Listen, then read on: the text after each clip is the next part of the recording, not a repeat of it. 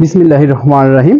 সুপ্রিয় অষ্টম শ্রেণীর শিক্ষার্থীরা, আজকে আমি তোমাদের মাঝে অষ্টম শ্রেণীর গণিত বইয়ের যে ধারাবাহিক সিরিজটা শুরু করেছিলাম তার ধারাবাহিকতায় আজকে আমরা সমতুল মূলদ সংখ্যা থেকে শুরু করব।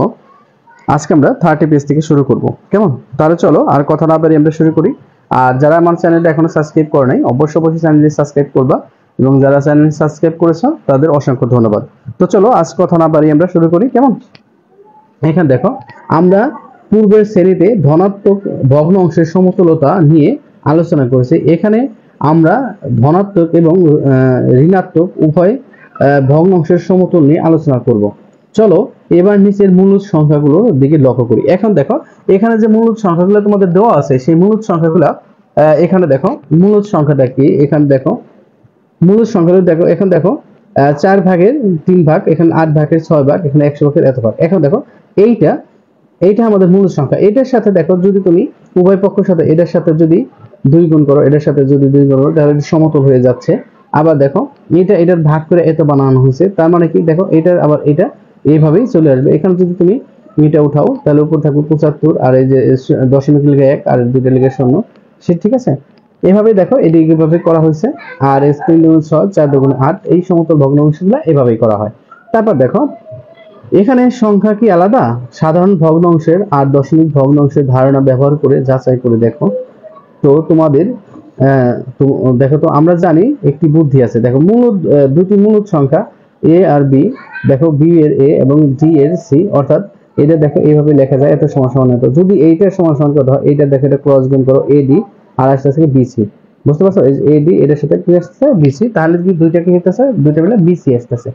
কেমন? এই জিনিসটা ধরো এই যে এরকম হতে পারে। ধরো এখানে 3 আছে আর এখানে 5 আছে, ঠিক আছে। এখন দেখো এই দুইটার যদি দুইটা গুণ করি আমরা তাহলে আসতেছে কত? 3 দুগুণে 6 আর 5 দুগুণে কত আসতেছে 10। এখন দেখো এটা যদি এই সূত্র অনুসারে ফেলো তাহলে এর সাথে এটা গুণ, তাহলে 3 গুণ 10 আসছে কত? 3 10 কে 30। আবার দেখো 5 এর সাথে গুণ কত? 6 আসছে কত? 30। যদি এভাবে দুইটা মিলে যায় তাহলে বলবো যে দুইটা মূলদ সংখ্যা, ঠিক আছে। এখন দেখো বা সমতুল ভগ্নাংশ। এখন দেখো মূলদ সংখ্যা একই বৈশিষ্ট্য সমতুল বৈশিষ্ট্য বলে। মূলদ সংখ্যার এই বৈশিষ্ট্যগুলোকে কি সমতুলের বৈশিষ্ট্য বলে। বুঝতে পারছো যে ভগ্নাংশ, বুঝতে পারছো যে সংখ্যাগুলোর প্রতিটি একই সংখ্যাকে নির্দেশ করে। তার মানে এই সব কয়টি সংখ্যার মান সমান। অর্থাৎ দেখো এখানে যদি 4 এর 3 অংশ থাকে তাহলে এর 2 দিয়ে গুণ করলে কত আসবে? তো শুধু এখানে মাইনাসটা ভিন্ন আসবে। এটা আবার এটারে ভাগ করো, দেখো এটা আসবে, এটা আবার কি করলে আগের মতোই চলে আসবে, ঠিক আছে। এই সংখ্যাগুলো একটি অন্যটির সমতুল সংখ্যা, ঠিক আছে। এটি কি অন্য একটি আরেকটি কি সমতুল সংখ্যা, ঠিক আছে। চলো আমরা নেক্সট পেজে দেখি। দেখো একক কাজ, এখানে সমতল বৈশিষ্ট্য ব্যবহার করে নিচের সমস্যা দেখো সমান ভগ্নাংশগুলো নির্ণয় করো। এখানে দেখো কয়েকটা সমতল ওই দিয়ে দিয়েছে, এটার সাথে কোনটা কোনটা মিল আছে সেটা আমরা বের করার চেষ্টা করব। তো চলো এই জন্য আমরা একটু বোর্ডে যাই। আমরা একক কাজটা কি বোর্ডের মাধ্যমে দেখাই। তোমরা একটু প্রশ্ন খেয়াল রেখো, তারপর আমি প্রশ্নটা তুলে দেওয়ার চেষ্টা করব। কেমন? চলো বোর্ডে দেখা যাক কিভাবে করা যায়। দেখো এখানে একক কাজটা আমরা সমতল বৈশিষ্ট্য ব্যবহার করে নিচের সমান ভগ্নাংশগুলো নির্ণয় করব। এখন দেখো প্রথমে আমরা এটা শুরু করব। এখন দেখো এটা করার জন্য আমাদের এখান থেকে বাইসেপেসে যে সমতল ভগ্নাংশের মধ্যে কোনটা কোনটা মিল আছে সেটা আমাদের বের করতে হবে, ঠিক আছে। তাহলে দেখো এখন আমাদের বেস আগে কি করতে হবে? বেস গঠন করতে হবে, বা দুইটা প্রার্থীর মতো আমাদের তৈরি করতে হবে। কেমন? তাহলে দেখো প্রথমে আমরা এইটা নিব। তো এটা নাও 2 এর কত 3। আচ্ছা এটা সমাধান লিখে নেই, এটা হলো আমাদের সমাধান, ঠিক আছে। তাহলে দেখো 2 এর 3 আসতেছে, ঠিক আছে। আর একটা আছে কি দেখো এইটা এটার সাথে ভিন্ন, কারণ এটা সমতল ভগ্নাংশ না। তাহলে এটার সাথে এটা আরেকটা আমরা ক্যান্ডিডেট নেই বা প্রার্থী নেই, যে ওর সাথে যাবে কত কে, তো ওর সাথে যাবে কত। আচ্ছা দেখো এটার সাথে যদি আমরা 2 গুণ করি তাহলে 2 গুণ করি তাহলে এটার 3 গুণ করি, 2 না 3, তাহলে দেখো এটা মিলে যাইতেছে সমতল। এটার নিচে এটা যদি কাটি আমরা, দেখো এখানে আসতেছে কত? 6 9। দেখো এটা এই পাশে একটু ক্যালকুলেশনটা দেখো। যদি 9 আচ্ছা সরি, দেখো 6 আর হলো 9, এটা যদি কাটো 3 দুগুণে 6 আর 3 3 9, তাহলে এটা দাঁড়াইতেছে কত? এটা দেখো এইটার এটা সমতল ভগ্ন একই আছে, তাহলে এটা গেল। তারপর আছে 16। আচ্ছা এইটা আমরা কাইটা দেখি, এটা কত আছে? 24। দেখো 8 দা ভাগ করো, 3 8 8 দুগুণে 16, 3 8 24। তাহলে দেখো এটাও কি আছে, এটার সাথে মিল আছে। তাহলে আমরা এটাও নিতে পারি, এটাও নিতে পারি। তাহলে এটা 16 আর হলো 24। তারপর দেখো এইটা আসতেছে, এটা যদি আমরা আবার কেটে দেখি, দেখো এটা যেহেতু মাইনাস আছে, মাইনাস যদি থাকে তাহলে এই ক্ষেত্রে আমরা মাইনাসেরটা দেখব। মাইনাসেরটা কত আছে এখানে নামাও, 15, যেহেতু এটা মাইনাস আছে 10। তাহলে দেখো এটা আসছে কত,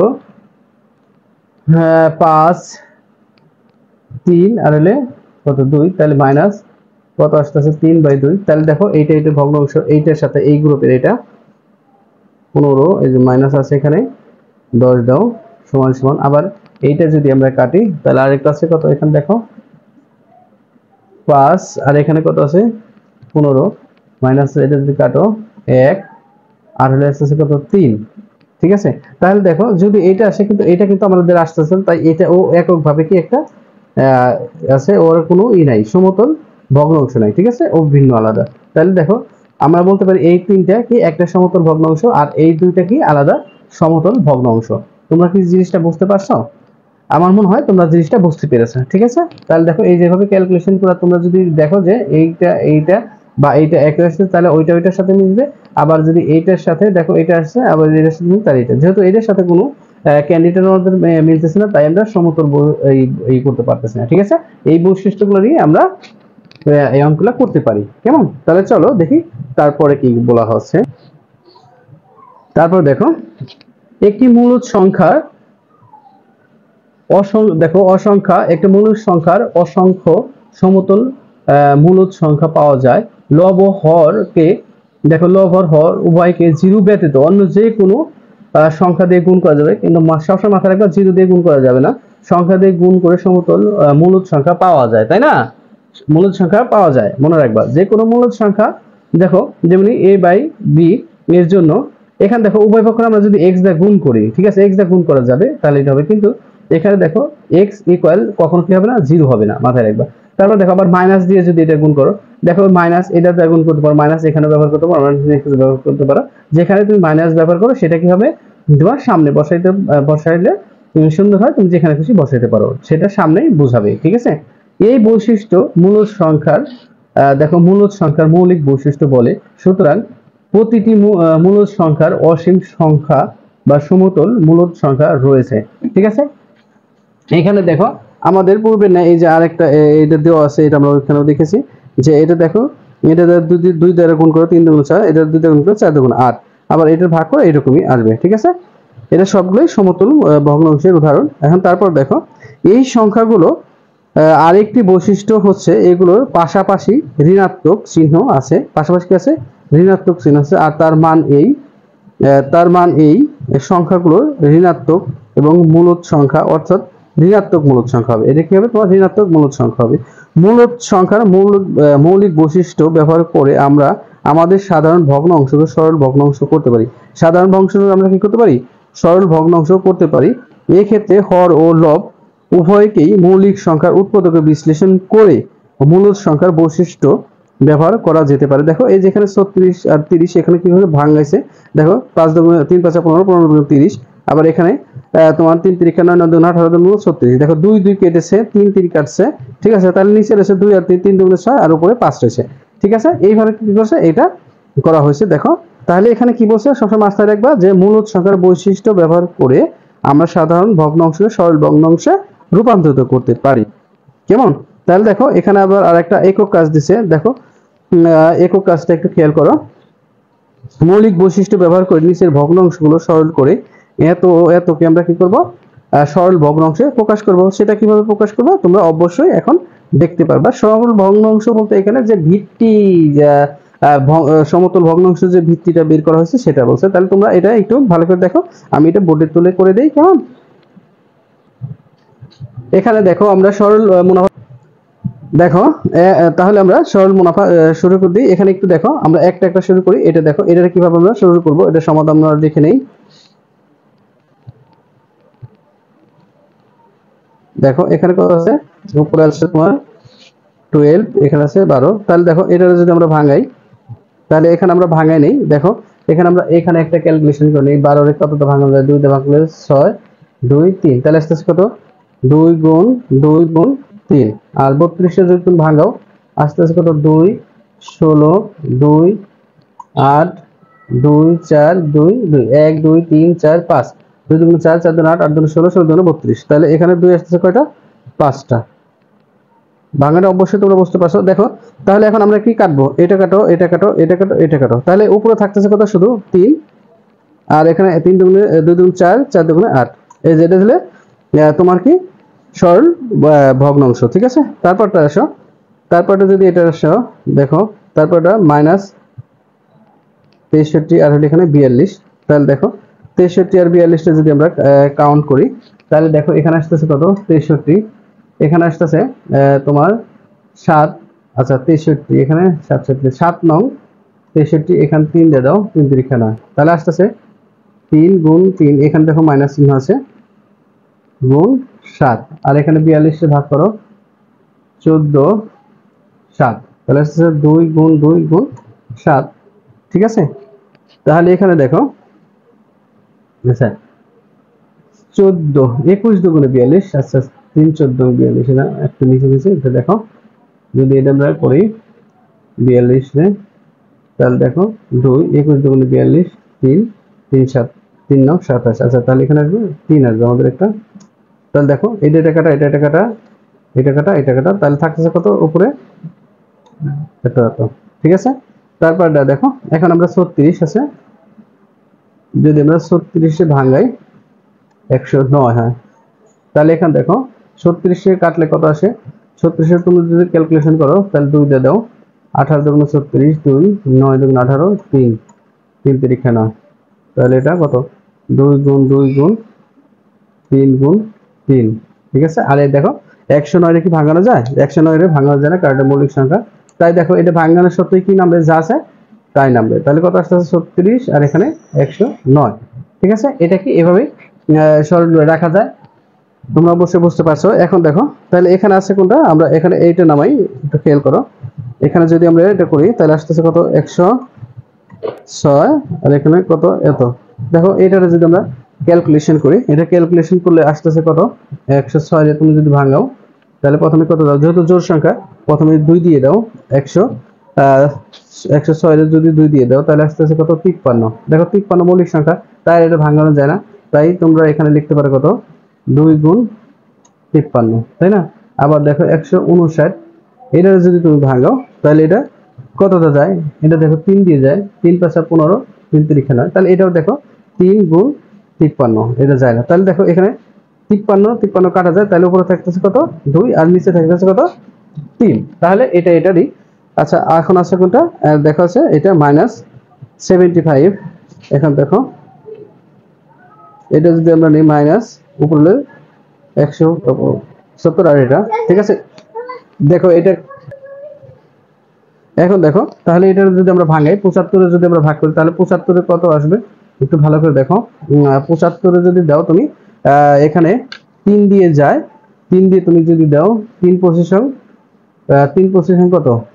75, আবার 5 দিয়ে দাও, 5 5 25, তাহলে উপরে আসতেছে মাইনাস, দেখো 3 ইনটু 5 ইনটু 5, আর এখানে দেখো 150 আছে, 150 এ যদি আমরা ভাগ ক্যালকুলেশন করি 3 দিয়ে দেই, 3 50, দেখো এখানে তারপরে কি আবার যদি 5 দা দেই, আচ্ছা আবার যদি 2 দা দেই, 5 5 কত? 25 অর্ধেক, আর 5 5 25, মানে 25 দুগুণ 50, তাহলে তো আস্তে আস্তে কত? 2 ইনটু 3 ইনটু 5 ইনটু 5, তাহলে দেখো 5 5 কাটা, দুইটা 5 কাটা, 3 একটা কাটা, 3 একটা, মানে উপরে কি থাকে? 1, নিচে 2। ঠিক আছে, আমাদের এটা আসছে। এখন দেখো সর্বশেষ যেটা আছে, এখন এটা আছে কত? এখানে আছে -39, এখানে দেখো -39 আছে, এইটাকে করে এভাবে দিয়ে দিই, এটা আলাদা, এটা 65 আছে। এখন দেখো 35, আমরা 49 টা কত 39 টা কত ভাগ করা যায় সেটা আমরা জানি, যে কত? 3 13 মতো 39, 3 আর 13, তাহলে এটা আসতেছে কত? -3 গুণ 13, আর নিচে আছে 65।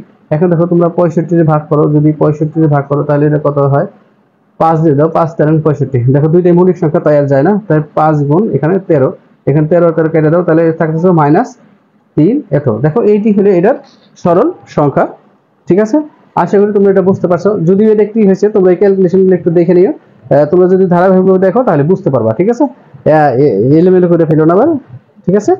তাহলে দেখো এখানে 8 নাম্বার আমি এক নাম্বার দিয়ে করে দিই। 1 নাম্বার এটা 2 নাম্বার, এটা হলো তোমার 3, আর এটা হলো তোমার 4, এটা হলো 5, এটা হলো 6 নাম্বার, ঠিক আছে? আশা করি তোমরা বুঝতে পারবা। চলো আমরা নেক্সটে দেখি। দেখো জোড়ায় কাজ, জোড়ার প্রত্যেকে একটি কাগজে 2টি করে সমতল মূলদ সংখ্যা লেখো এবং একে অন্যের লেখার সঙ্গে যাচাই করো, ঠিক আছে? তাহলে আমরা সেটা কি করব, এটা যাচাই করে দেখি কেমন।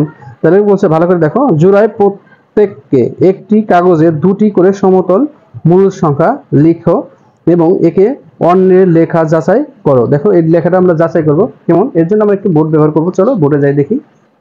দেখো এটা লেখার জন্য আমি প্রথমে সমাধান করার জন্য এর জন্য একটা কি নিব, আমরা ভগ্নাংশ নিব।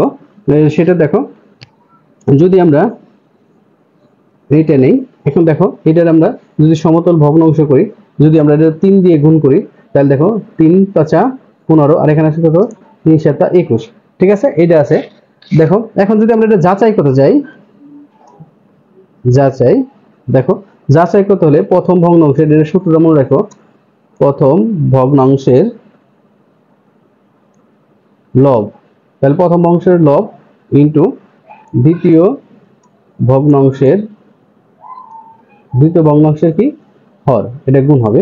তাহলে দেখো আমাদের প্রথম ভগ্নাংশের লব কত 7, আর দ্বিতীয় ভগ্নাংশের, আচ্ছা প্রথম ভগ্নাংশের লব হলো আমাদের 5, আর দ্বিতীয় ভগ্নাংশের হর হলো আমাদের কত 21।